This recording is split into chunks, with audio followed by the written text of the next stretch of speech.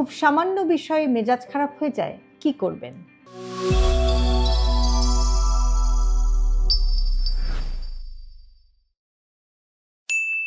আপনি কি সত্যি রাগী, নাকি আপনার মন সাহায্যের সংকেত দিচ্ছে? কেউ সামান্য একটা কথা বললেই রেগে যাচ্ছেন, ছোটখাটো ভুলেও বিরক্ত হয়ে উঠছেন, পরিবার, সহকর্মী এবং প্রিয় মানুষের ওপর অকারণে মেজাজ দেখিয়ে পরে আবার অনুশোচনা হচ্ছে। যদি এমনটা হয়ে থাকে আপনার সাথে, তাহলে মনে করবেন যে আপনি কিন্তু একা নন। অনেক সময় আমরা ভাবি আমাদের রাগের কারণ বাইরের মানুষ বা পরিস্থিতি, কিন্তু বাস্তবে খুব সামান্য বিষয়ও মেজাজ খারাপ হয়ে যাওয়ার পেছনে থাকতে পারে মানসিক চাপ, ক্লান্তি, ঘুমের অভাব কিংবা মনের ভেতরে জমে থাকা অপ্রকাশিত কষ্ট। আজকের ভিডিওতে আমরা একটু জানার চেষ্টা করব যে কেন অল্পতেই মেজাজ খারাপ হয় এবং কিভাবে এটাকে নিয়ন্ত্রণ করা যায়। অল্পতেই মেজাজ খারাপ হওয়ার সম্ভাব্য কারণগুলো কি কি হতে পারে? অনেক সময় সমস্যাটা ঘটনায় নয়, বরং আমাদের মানসিক অবস্থায়। দীর্ঘদিনের মানসিক চাপ, কাজের চাপ, পারিবারিক দায়িত্ব, আর্থিক চিন্তা বা সম্পর্কের টানাপোড়েন, এগুলো কিন্তু মনের ওপর অদৃশ্য চাপ তৈরি করে। ফলে ছোট ঘটনাও অনেক সময় অনেক বড় মনে হতে পারে। ঘুমের অভাব, পর্যাপ্ত ঘুম না হলে মস্তিষ্ক আবেগ নিয়ন্ত্রণ বা ইমোশন কন্ট্রোল করতে পারে না, বা ইমোশন কন্ট্রোল করার যে ক্যাপাসিটি সেটা কিন্তু কমে যায়। তখন বিরক্তি বা রাগ বেড়ে যেতে পারে। অনিয়মিত খাওয়া, দীর্ঘ সময় না খেয়ে থাকা বা রক্তের শর্করার ওঠানামাও কিন্তু মেজাজের ওপর প্রভাব ফেলতে পারে। উদ্বেগ এবং বিষণ্ণতা, অনেক সময় উদ্বেগ বা বিষণ্ণতা সবসময় কান্না দিয়ে কিন্তু প্রকাশ পায় না। কিছু মানুষের ক্ষেত্রে একটা বিরক্তি, রাগ বা অস্থিরতার মাধ্যমেই এটা প্রকাশ পায়। মনের ভেতরে জমে থাকা কষ্ট, অপ্রাপ্তি, হতাশা, অপমান, না বলা অনুভূতিগুলো দীর্ঘদিন জমে থাকলে মানুষ অল্পতেই কিন্তু বিস্ফোরিত হতে পারে। কিভাবে বুঝবেন যে বিষয়টিকে গুরুত্ব দেওয়া দরকার? যদি দেখেন যে প্রায় প্রতিদিনই আপনার এরকম মেজাজ খারাপ থাকে, সম্পর্কগুলো আস্তে আস্তে ক্ষতিগ্রস্ত হতে শুরু করেছে, নিজের আচরণের জন্য পরে আপনার একটা গিল্ট হচ্ছে বা অনুশোচনা হচ্ছে, এবং রাগ নিয়ন্ত্রণ করা প্রায় সবসময় দেখা যাচ্ছে যে কঠিন হয়ে যাচ্ছে আপনার জন্য, তাহলে কিন্তু এই বিষয়গুলোকে গুরুত্ব দেওয়া অত্যন্ত ইম্পর্টেন্ট। কি করবেন? নিজের ট্রিগারটাকে চিনুন। কোন পরিস্থিতিতে আপনার মেজাজ বেশি খারাপ হয় সেটা একটু খেয়াল করার চেষ্টা করুন। কোন মানুষ বা কোন ধরনের ঘটনা আপনাকে বেশি বিরক্ত করে সেগুলো আপনি একটু খেয়াল করুন। পর্যাপ্ত ঘুম নিশ্চিত করুন। প্রতি রাতে যেন 7 থেকে 8 ঘন্টার ঘুম হয়, একটা সাউন্ড স্লিপ, একটা কোয়ালিটি স্লিপ হয়, সেটা একটু এনশিওর করার চেষ্টা করুন। কেননা রাতের ভালো ঘুমটা কিন্তু আপনার মেজাজের ক্ষেত্রে বা মেজাজ নিয়ন্ত্রণের ক্ষেত্রে একটা উল্লেখযোগ্য ভূমিকা পালন করতে পারে। নিয়মিত হাঁটুন। হাঁটা শুধু শরীরের জন্য না, মনের জন্য ভীষণ উপকারী। প্রতিদিন 30 মিনিট হাঁটার অভ্যাস করুন, যেটা কিন্তু আপনার মেন্টাল স্ট্রেস বা মানসিক চাপ কমাতে আপনাকে হেল্প করতে পারে। সব অনুভূতি জমিয়ে রাখবেন না নিজের ভেতর। আপনার ট্রাস্টেড বা বিশ্বস্ত কোনো মানুষ, সেটা আপনার বন্ধু হতে পারে, আপনার সহকর্মী হতে পারে, আপনার পার্টনার হতে পারে, যাকে আপনি ট্রাস্ট করেন, তার সাথে আপনার মনের কথাগুলো বা আপনার যে কষ্টগুলো সেগুলো আপনি ভাগ করে নিন। অনুভূতি প্রকাশ করাটা কিন্তু সবসময় দুর্বলতার লক্ষণ নয়, বরং এটা বলতে পারা যায় যে একটা সচেতনতার লক্ষণ। অর্থাৎ আপনি যে নিজের প্রতি সচেতন, সেটা কিন্তু অনুভূতি প্রকাশের মাধ্যমে সেটাই কিন্তু বোঝা যায়।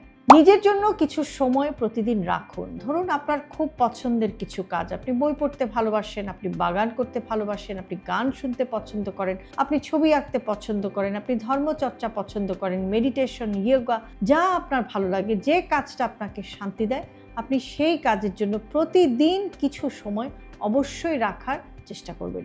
প্রতিক্রিয়া বা রিয়াকশন দেওয়ার আগে একটু সময় নিন, খুব সামান্য একটু সময়। হয়তো আপনারা বলবেন যে রাগ উঠলে আসলে কোনো হিতাহিত জ্ঞান থাকে না, তখন কিন্তু আর সময়টা আসলে আমরা ঠিক ধরে রাখতে পারি না বা আমরা সময়টার কথা ভাবতে পারি না। কিন্তু একটা প্রিন্সিপাল যদি আপনি ফলো করেন, যে যখন আপনার অতিরিক্ত মেজাজ খারাপ হয়ে যায় বা অতিরিক্ত রেগে যান আপনি, তখন সঙ্গে সঙ্গে কিন্তু উত্তর না দিয়ে জাস্ট কয়েক সেকেন্ড সময় নিন, একটু থামুন, আবার একটু ব্যাক করুন, জাস্ট হোয়াইট হয়ে যান বা চুপ হয়ে যান। অনেক অপ্রয়োজনীয় ঝগড়া বা অনেক অপ্রয়োজনীয় কথা কিন্তু এই টেকনিক অবলম্বন করে কিন্তু এড়িয়ে যাওয়া যায়। একটা গুরুত্বপূর্ণ সত্য হচ্ছে যে সবসময় রাগ সমস্যার কিন্তু মূল কারণ না, বা এটা মূল সমস্যা না। অনেক সময় রাগের পেছনে থাকে ক্লান্তি, কষ্ট, হতাশা, ব্যর্থতা, একাকিত্ব এবং অবহেলার অনুভূতি। তাই শুধু রাগকে নয়, রাগের পেছনের কারণটিকেও একটু বোঝার চেষ্টা করুন। কখন সাহায্য নেওয়া উচিত? যদি রাগ একদম নিয়ন্ত্রণের বাইরে চলে যায়, এরকম দেখেন যে বারবারই হচ্ছে, ফ্রিকুয়েন্টলি আপনি এই ধরনের সিচুয়েশনের মুখোমুখি হচ্ছেন এবং যেটা আপনার ফ্যামিলি লাইফে ডিস্টারবেন্স তৈরি করছে, আপনার ওয়ার্ক প্লেস বা কর্মক্ষেত্রেও সমস্যা তৈরি করছে, উদ্বেগ বা বিষণ্ণতার লক্ষণ থাকে এর সাথে, নিজের বা অন্যের ক্ষতি করার চিন্তাও যদি আপনার মাথায় আসে, অনেক সময় কিন্তু ব্যাক অফ দ্য মাইন্ডে আমাদের এই ধরনের থট চলে আসে, তাহলে অবশ্যই কিন্তু একজন মানসিক স্বাস্থ্য বিশেষজ্ঞের সাথে আপনাকে কিন্তু কথা বলতে হবে। একটা জিনিস মনে রাখবেন যে আমাদের আশেপাশে যদি আপনি কাউকে দেখেন যে সবসময় যে আমরা নিজের দিকে ভাববো না, নিজের কথা ভাববো তা না, আপনার আশেপাশে যদি আপনি দেখেন যে কোনো মানুষ এরকম হঠাৎ করে রেগে যাচ্ছেন, তাহলে তার প্রতি আপনি একটু সহানুভূতিশীল হন। কারণ যে কারণগুলোর কথা বললাম আজকের ভিডিওটা যে ব্যাকগ্রাউন্ড থেকে তৈরি করা, আপনি যদি এই নলেজটা একটু রাখেন, তাহলে হয়তো দেখা যাবে যে আপনার পাশে যে মানুষটি এরকম হঠাৎ করে রেগে যাচ্ছে বা যার হঠাৎ করে মেজাজ খারাপ হয়ে যাচ্ছে, প্রায় এরকম হচ্ছে, তার প্রতি যদি একটু সিম্প্যাথেটিক হন, আপনি যদি তাকে একটু হেল্প করার অ্যাটিটিউড থাকে আপনার, তাহলে দেখবেন যে সেই মানুষটির কেউ কিন্তু আপনি একটা ফর্মে নিয়ে আসতে পারছেন বা সেই মানুষটিকেও সুস্থ হয়ে ওঠার পথে আপনি কিন্তু হেল্প করতে পারছেন। কাজেই আমাদের আশেপাশে ডানে বামে থাকা মানুষগুলো যারা এই ধরনের আচরণের মধ্যে থাকেন, তাদের প্রতি বিরক্তিটা শো না করে তাদের প্রতি একটু সিম্প্যাথেটিক হন। কোথায় সমস্যা হচ্ছে, কেন সমস্যা হচ্ছে সেটা একটু বোঝার চেষ্টা করে, যদি পসিবল হয় কোনোভাবে আপনি তাদেরকে একটু সাহায্য করতে পারেন, তাদের কথা শুনে সেই চেষ্টাটি আপনি করুন।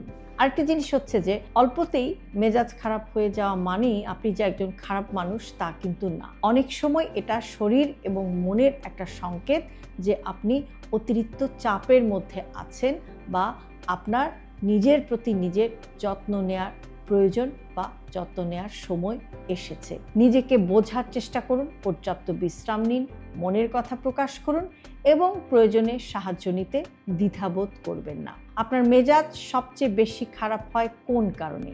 মানসিক চাপ, ঘুমের অভাব, নাকি অন্য কোনো কারণে? কমেন্টে আপনি আপনার মতামত আমাদের সাথে জানাতে পারেন। হেলথি লাইফস্টাইলকে জটিল ভাববেন না। আপনার দৈনন্দিন জীবনের খুব ছোট ছোট অভ্যাসের পরিবর্তনই আপনাকে নিয়ে যেতে পারে একটি সুস্থ জীবনধারার দিকে। আর সে কারণে সব ভিডিওতে সবসময় আমরা বলে থাকি হেলথি লাইফস্টাইল সিম্পলিফাইড। আজকে ভিডিওটি যদি আপনাদের কাছে ইউজফুল মনে হয় তাহলে অবশ্যই আপনার প্রিয়জনকে পাঠাতে ভুলবেন না। আর এরকম আরও ভিডিও প্রতিনিয়ত পেতে সাবস্ক্রাইব করুন আমাদের ইউটিউব চ্যানেল এবং ফলো করুন আমাদের Facebook page with doctor Shahnaz Chowdhury.